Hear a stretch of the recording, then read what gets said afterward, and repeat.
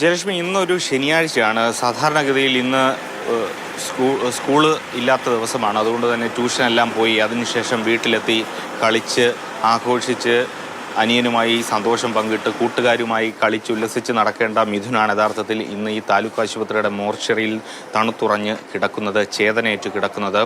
ഏതാണ്ട് 10 മണിയോടുകൂടി അടുത്ത ബന്ധുക്കളും അതോടൊപ്പം തന്നെ പഞ്ചായത്തിനെ പ്രതിനിധീകരിക്കുന്ന ആളുകളും ജനപ്രതിനിധികളും എല്ലാം ഇങ്ങോട്ടേക്ക് എത്തും.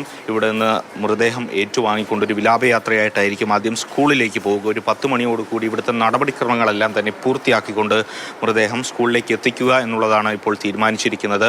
പക്ഷേ എത്രമാത്രം അതെല്ലാം തന്നെ സമയബന്ധിതമായി നടപ്പിലാക്കാൻ കഴിയുമെന്നൊരു ചോദ്യമുണ്ട്. കാരണം മിഥുനെ സംബന്ധിച്ചിടത്തോളം ഇപ്പോൾ എല്ലാവരുടെയും ഈ മലയാളികളുടെ എല്ലാം ഒരു വേദനയായി ഇപ്പോഴും മിഥുൻ നിലകൊള്ളുന്നു എന്നുള്ളതാണ്. അതുകൊണ്ട് തന്നെ ഒരുപാട് ആളുകൾ ഇങ്ങോട്ടേക്ക് മിഥുനെ അവസാനമായി ഒന്ന് കാണുന്നതിന് ആശുപത്രിയിലേക്ക് എത്തിച്ചേരാനുള്ള സാധ്യതയുണ്ട്. ഒപ്പം തന്നെ സ്കൂളിലും അത്രയധികം ആളുകൾ എത്താനുള്ള സാധ്യതയുണ്ട്.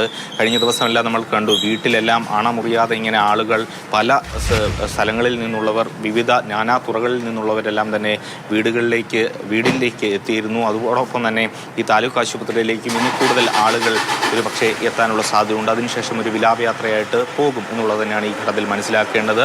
ഇപ്പോൾ ഏതായാലും വലിയ നടപടിക്രമങ്ങളൊന്നും തന്നെ ഇനി താലൂക്ക് ആശുപത്രിയിൽ പൂർത്തിയാക്കാനില്ല. മൃതദേഹം ഏറ്റുവാങ്ങുന്ന ഒരു കാര്യം മാത്രമേ ഉള്ളൂ. ഇപ്പോൾ ഏതായാലും സമയം 7:30 ആയിട്ടുള്ളൂ. അതുകൊണ്ട് തന്നെ ബന്ധുക്കളോ അല്ലെങ്കിൽ മറ്റ് നാട്ടുകാരോ ഒന്നും തന്നെ ഇപ്പോൾ ഇങ്ങോട്ടേക്ക് എത്തുന്നില്ല. ആശുപത്രിയിൽ ഉള്ള ആളുകൾ മാത്രമേ ഉള്ളൂ, ജീവനക്കാർ മാത്രമേ ഉള്ളൂ.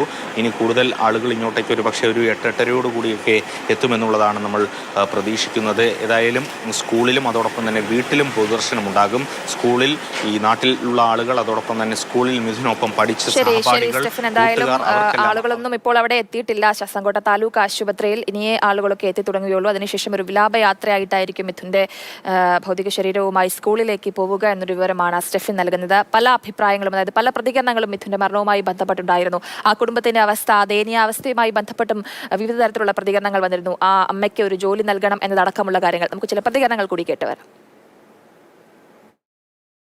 പക്ഷേ ആ കുടുംബത്തിന് സ്ഥായിയായിട്ടൊരു ജോലി വേണം. ഈ കുട്ടിയുടെ അമ്മ +2 പാസ്സായൊരു പെൺകുട്ടിയാണ്. അവർ ജീവിക്കാൻ വേണ്ടിയിട്ട് തുർക്കിയിൽ പോയിട്ട് വളരെ വീട്ടുകാരുടെ ഇതാണ് ചെയ്യാൻ വേണ്ടി പോയത്. കുറച്ച് നാളേ ഉള്ളൂ, ഒരുപാട് കടങ്ങളുണ്ട്. അപ്പോൾ അവർക്ക് വീട് വെച്ച് കൊടുക്കുന്നതോടൊപ്പം അവർക്കൊരു തൊഴിൽ പറ്റുമെങ്കിൽ ഈ കുട്ടിയുടെ ഓർമ്മകൾ നിലനിൽക്കുന്ന അതേ സ്കൂളിൽ തന്നെ അവർക്കൊരു ജോലി കൊടുക്കണം, അവരുടെ ക്വാളിഫിക്കേഷൻ അനുസരിച്ച്.